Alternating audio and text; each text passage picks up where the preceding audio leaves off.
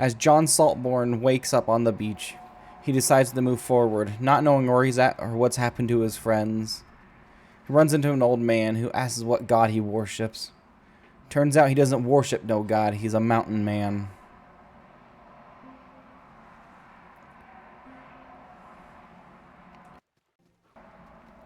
Upon moving further inland, John decides to gather up items. Naked and alone with no weapons to defend himself, all he has is his fist or his karate moves. Moving further into what seems to be like a fortress, John gathers up more items while fighting off what he believes are undead enemies.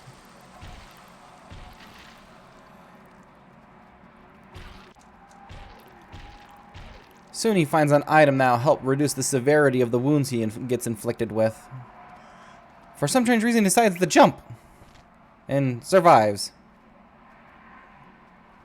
After a little bit more of exploring, he finds himself inside the village of Smiles.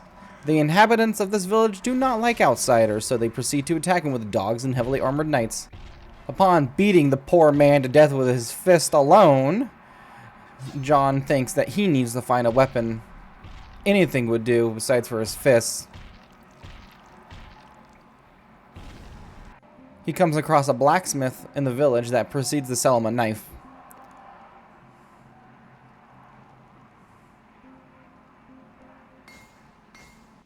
Inside the Watching Woods, the blacksmith told John that there was an alchemist, a mad alchemist, one that causes nothing but grief and harm. After many perilous jumps in the Watching Woods, John finds the mad alchemist. The mad alchemist is not happy he's here and proceeds to attack, claiming that these woods are his. With his quick blade, John puts the madman down. As the mad alchemist dies, he tells John of a castle where his princess could be. A princess, he thinks. He needs to go investigate. Maybe has clues of who he truly is and why he's here. The castle is not a nice place to be at, and John runs as fast as he can. He finds a ring that mysteriously heals his wounds over time. Here at a sanctuary, John decides to reflect and meditate on what he's learned so far. He doesn't know why he's at this island, but he feels like he has a purpose. The mountain smith leader asks him to help them out with some cooperation in return for more power.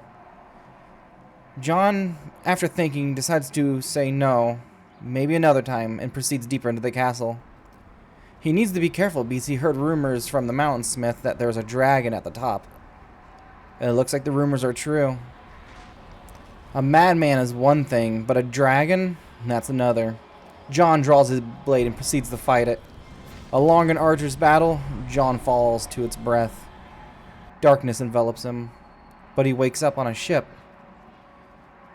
Now he remembers he was on a transport ship with a princess. His job was to protect the princess, but they were overran and attacked by pirates in the unspeakable deep. Not having his weapon on him, he proceeds to fight with his fists. John is overpowered and blacks out.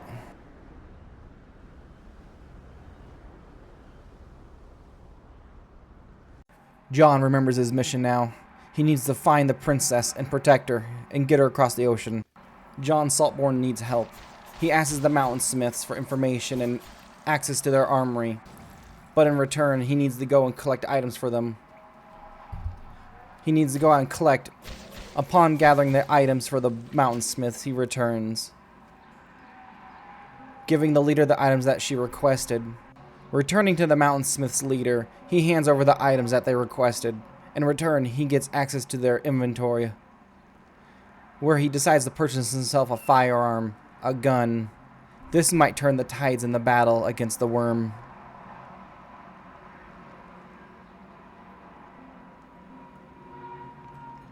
Loading up on ammunition, John thinks he can take on the worm now. As he returns to the arena, the worm looks at him, chuckling, ready for the second fight. The battle is long and arduous, but the firearm does turn the tide of battle.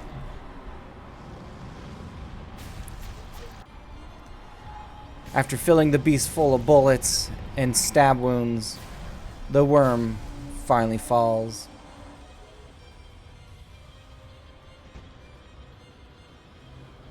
Backtracking into the castle, he finds a woman who brands him. Upon receiving Shadow Flip, John moves deeper into the castle. Downwards, deeper, into the red hall of cages. A torture area of some sort. He doesn't want to stay here long. This brings back bad memories.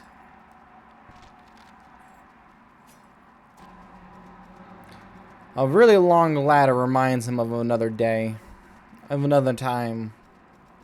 Snake Eater. Finds a cult full of people who are nothing but alcoholics. Doesn't have time to drink right now. Maybe another day. The Mountain Smiths told John that his princess could be in the Dome of the Forgotten, so he proceeds to head in its direction. Upon seeing all the stars in the sky, he really wonders where he's at on this world, or even if he is still in the world he once knew.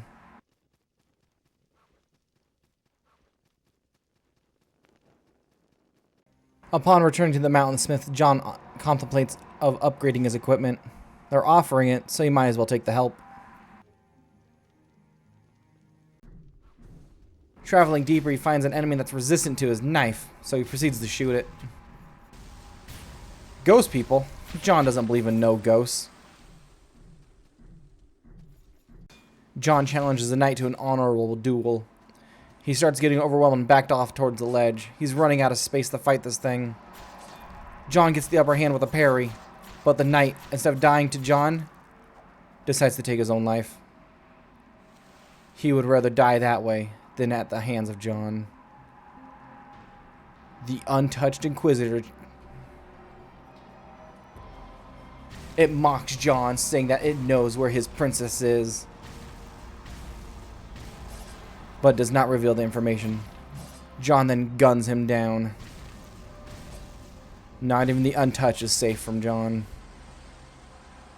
The Inquisitor screams, but John doesn't listen. Returning to the village of Smiles, he heard rumors of a queen.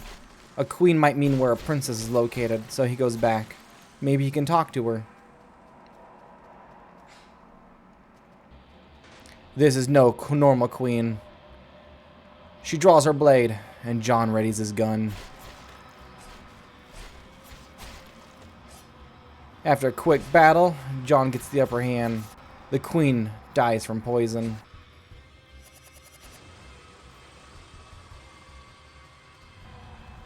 Upon the defeat of the queen, he catches wind that there's a sacrifice at the Dome of the Forgotten. He rushes back and climbs to the top until he beholds this monstrosity.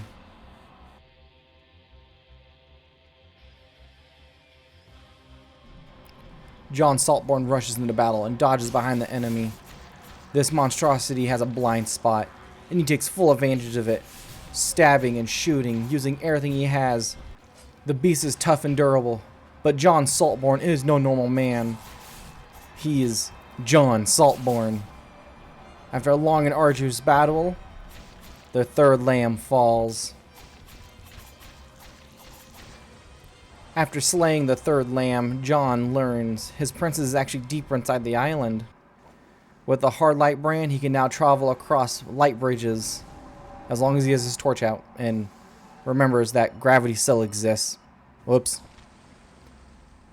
But John Saltborne seems to be immortal and wakes up and proceeds deeper into the island. Maybe he'll find his princess sooner than he thinks. Upon entering the ziggurat, John has been tasked with a job to kill the Dried King, a lich of fiery power. Making his way up to the top of the ziggurat, he encounters the Dried King.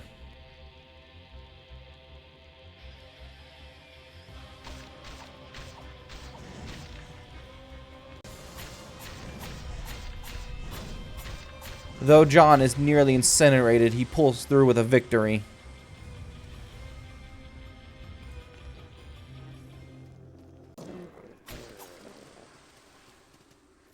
With the death of the Dried King, the Moundsmiths tasked John with heading down to the Red Halls deep below, where a monstrosity has been constructed.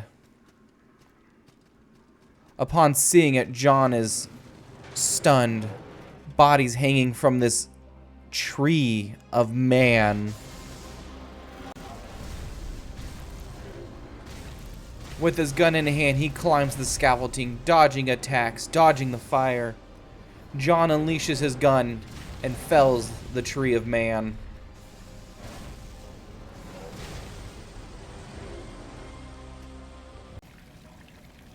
The Moundsmiths have relayed to John that they've seen his princess being dragged deeper into the island. So John makes his way down and is challenged to a duel. Though it is a rough battle, gun v gun, John is able to bring this husk down.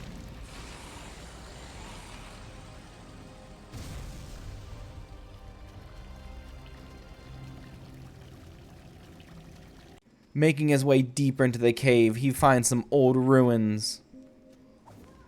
At the bottom of these ruins seem to be a coveted axe.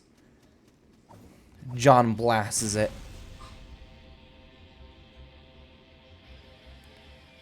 Though it is a rough battle, John does pull out on top, showing that not even ghosts can stop him. John truly isn't afraid of no ghosts. Who you gonna call? John Saltborne. Upon entering the lake, he is encountered by a witch, who says the sacrifice is nigh and his princess will be used to reborn their god. John is angered and decides to shoot her dead, and for some strange reason gets naked. He says it increases his mobility, and I don't know. Maybe he just likes being naked. Anyways, the witch is dead. Bang bang.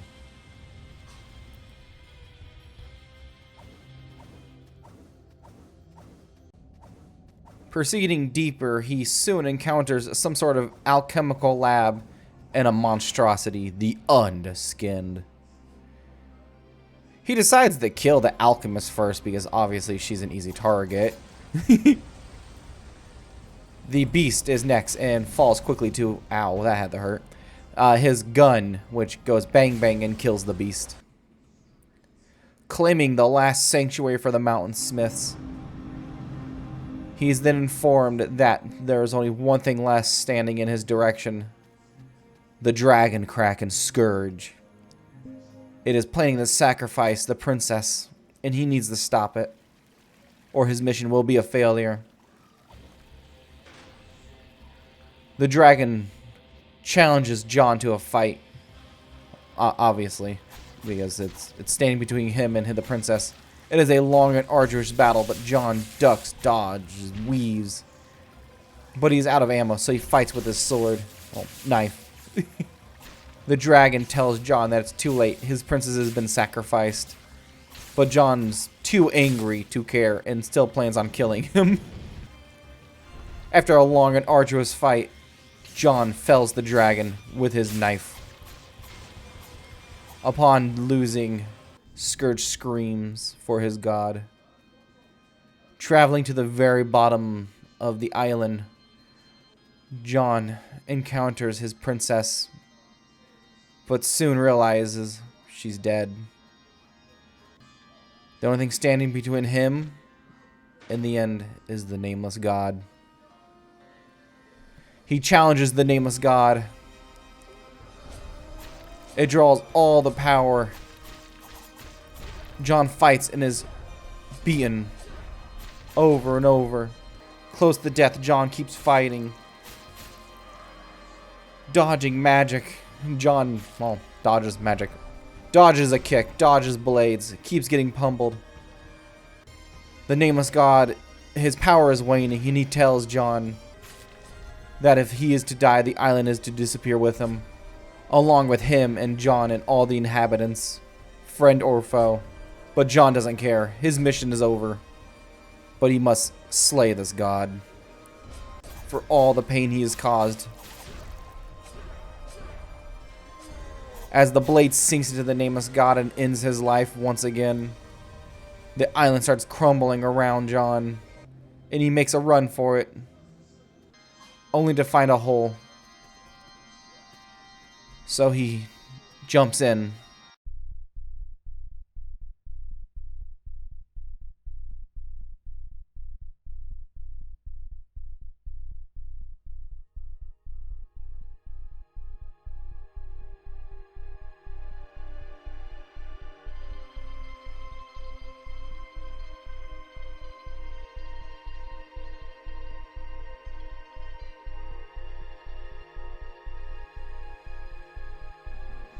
Upon emerging to see the sun, he basks in its glow.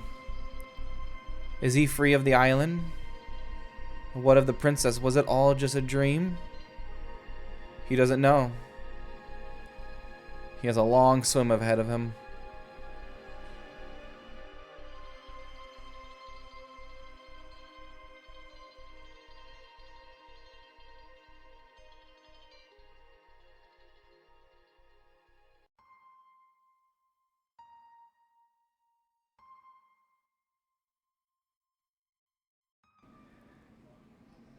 Alrighty, guys.